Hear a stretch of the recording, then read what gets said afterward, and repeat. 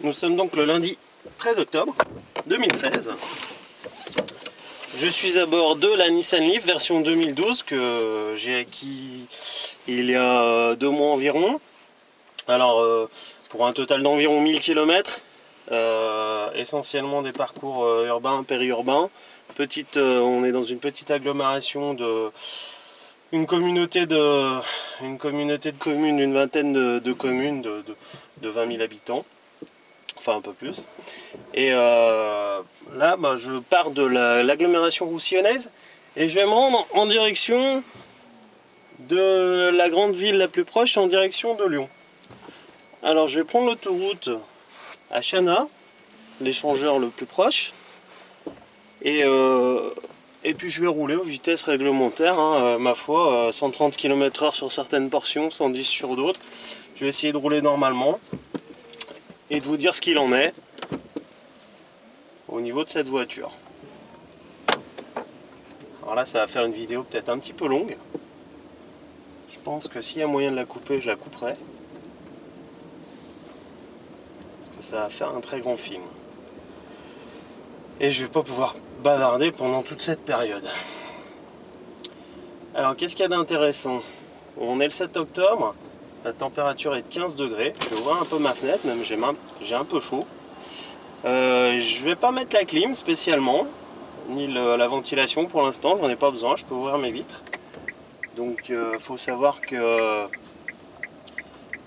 une voiture électrique c'est comme une voiture à essence. Quand les conditions climatiques sont favorables, elle va consommer moins. Évidemment, partant très froid, elle va consommer plus.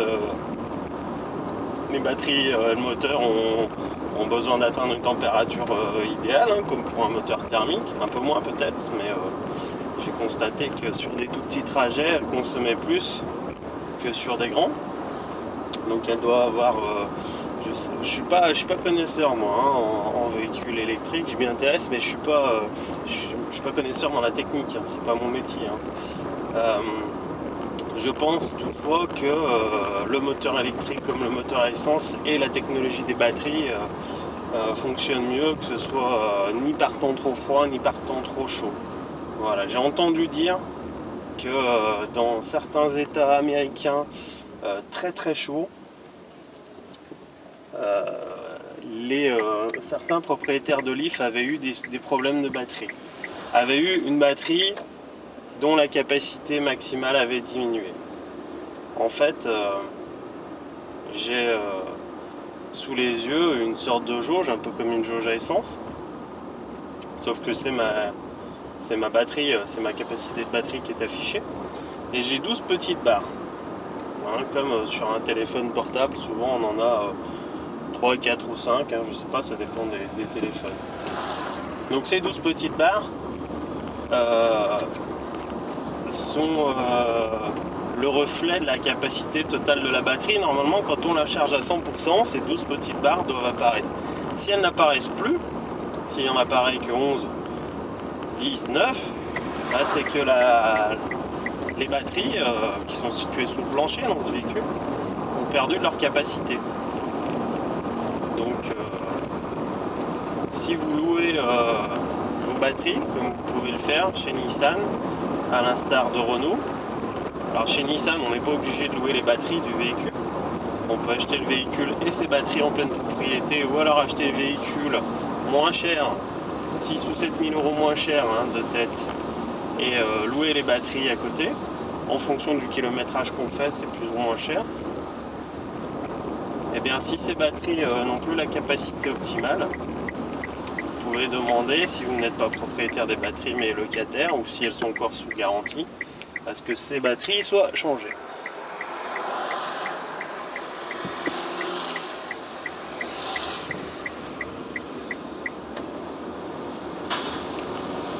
Voilà, nous sortons de l'agglomération. L'accélération de la Leaf est très franche, là j'accélère peu, j'essaie quand même de rouler relativement économique.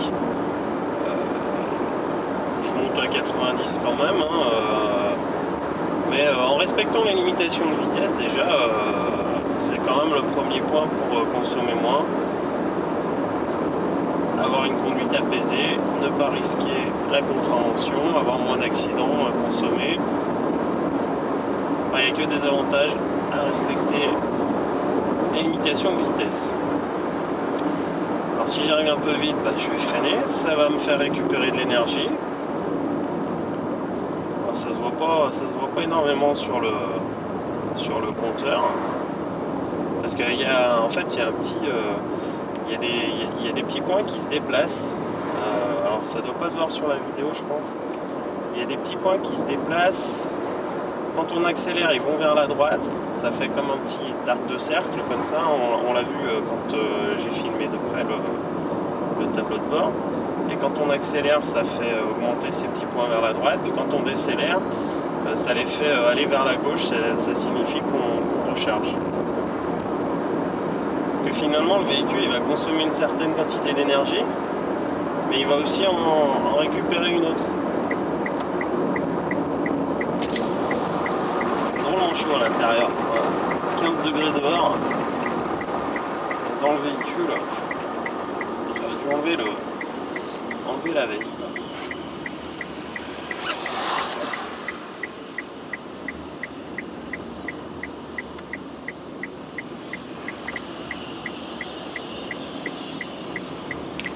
C'est une voiture qui est très facile à conduire, qui est très agréable, qui est très douce. Tout est extrêmement assisté. Le poids du véhicule ne se sent absolument pas étant donné la réactivité du moteur électrique.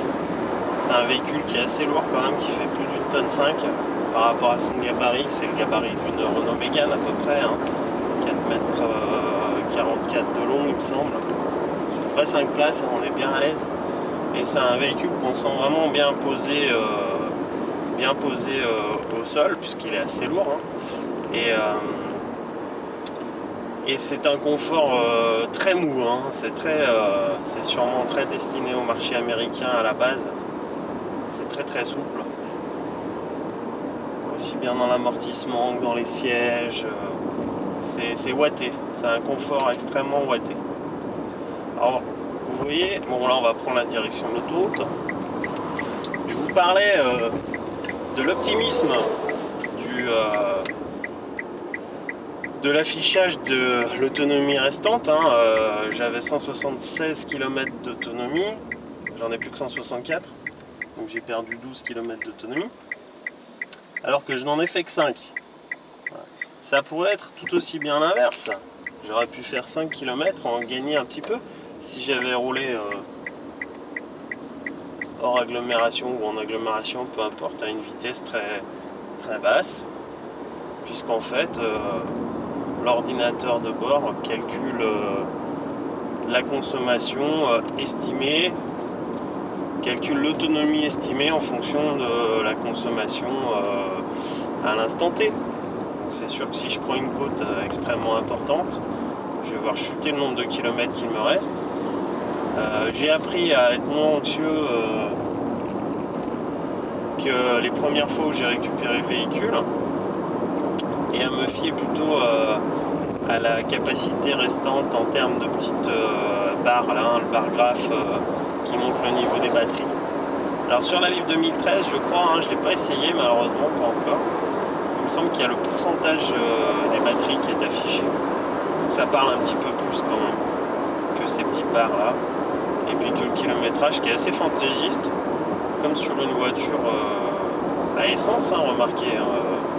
Très franchement, des fois l'autonomie, quand vous faites le plein, si vous avez une conduite très économique auparavant, elle va vous indiquer que vous avez 1000 km d'autonomie, et puis en réalité vous ferez le plein à 800 km parce que vous avez roulé moins économique avec ce nouveau plein qu'avec le dernier, quoi. Bon, c'est pas la peine que je vous commente le confort remarquable de la voiture, le confort de roulement, le silence de roulement, quoi. Quand je ferme les vitres, on n'entend plus qu'un petit sifflement. Petit sifflement, alors, en parlant de bruit justement, les détracteurs de la voiture électrique lui reprochent l'absence de bruit qui pourrait occasionner des accidents avec les piétons. Alors j'aimerais bien avoir des statistiques des accidents entre voitures électriques et piétons, entre vélos et piétons, pourquoi pas, puisque les vélos font pas de bruit non plus. Et à ce moment-là, il faudra peut-être expliquer aux piétons qu'il faut regarder avant de traverser la route, quoi, hein, et pas se fier uniquement à son sens de l'ouïe.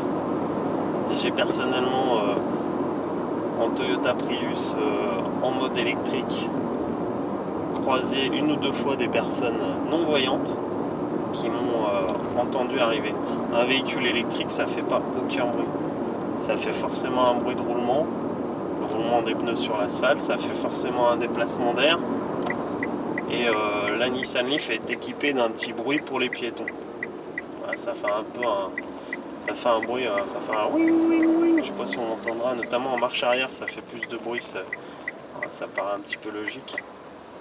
Elle fait un petit bruit en marche arrière. Bon, j'en profiterai pour arrêter la vidéo peut-être avant l'autoroute, pour refaire une séquence autoroute.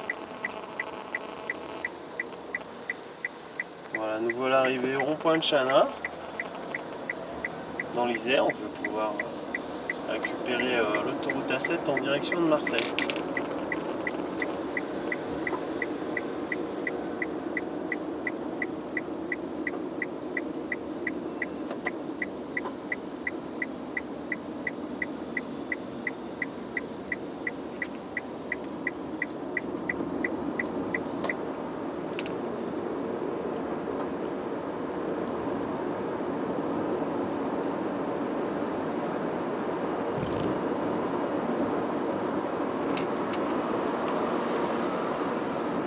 Voilà. Alors, je suis toujours à 164 km, c'est-à-dire que l'autonomie finalement elle n'a pas bougé, alors que j'ai parcouru maintenant 8 km. Donc vous voyez, tout ça pour dire que c'est assez... c'est pas, on va pas dire fantaisiste, mais bon, c'est très statistique cette autonomie. Donc il faut s'adapter. Je ne prends pas mon truc. Bon, c'est tout bon.